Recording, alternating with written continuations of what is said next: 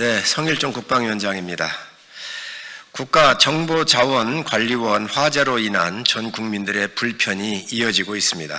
작업 전 과정에 걸쳐 전문성과 안전규정 숙지가 필수적입니다. 그런데 이번 작업에는 아르바이트생들이 투입돼 작업을 했다고 합니다.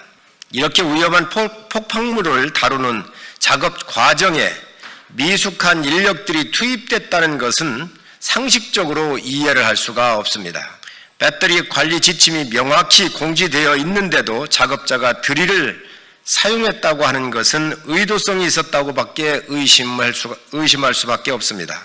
수사기관은 이번 사고를 수사함에 있어서 대한민국 전자정부 파괴를 위한 테러로 규정하고 수사하시기 바랍니다. 이렇게 국가적으로 중대한 작업을 영세업체가 맡게 된 이유는 무엇이며 이 업체가 언제부터 어떤 절차를 거쳐 맡게 되었는지, 그리고 정부는 어떻게 관리하고 어떻게 교육을 했는지 철저하게 밝혀야 합니다. 알바를 동원하고 드릴 작업을 한 것은 상식을 벗어난 있을 수 없는 일이며 국가 중요 자원에 대한 행위를 한 것은 테러에 준하는 심각한 상황으로 철저히 수사를 해야 합니다. 개인 자산도 매뉴얼과 지침이 아주 엄격합니다. 정부가 이렇게 중요한 자산을 포기에 가깝게 허술한 관리를 한다는 것이 말이 됩니까? 테러로 의심할 수밖에 없습니다. 그 배후가 있는지 철저한 수사를 재차 촉구합니다. 국가의 데이터는 과거와 현재, 미래까지 언제든 가용할 수 있도록 완벽하게 준비가 되어 있어야 합니다.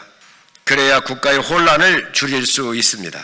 이재명 대통령은 이번 사고에 대해 놀라운 사실은 지난 23년도에도 대규모 전산망 장애 사태로 큰 피해가 발생을 했는데 이번 화재도 양상이 매우 흡사하다는 지적이 많다며 2년이 지나도록 핵심 국가 전산망 보호를 게을리해서 막대한 장애를 초래한 것이 아닌지 철저한 조사가 필요하다고 말을 했습니다. 어떻게 전 정부에 넘기려고 하는 대통령의 인식도 매우 부적절합니다.